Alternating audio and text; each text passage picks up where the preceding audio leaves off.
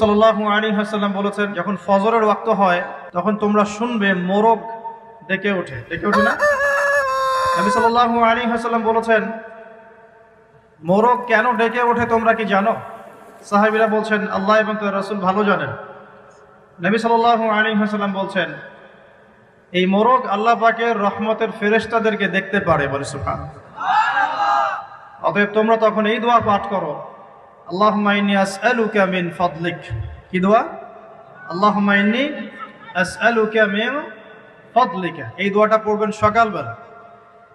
তো যে রহমতের ফেরেশতা একটা মোরগ দেখতে পাচ্ছে, আমি দেখতে পাচ্ছি না, তাহলে আমার দৃষ্টির সীমাবদ্ধতা জানান দিচ্ছে একটা মোরগ।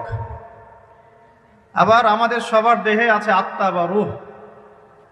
নবীকে প্রশ্ন করা হয়েছিল, ইয়াসআলুনাকা আনির রূহ, তারা তোমাকে রূহ বা আত্মা সম্পর্কে জিজ্ঞেস করে।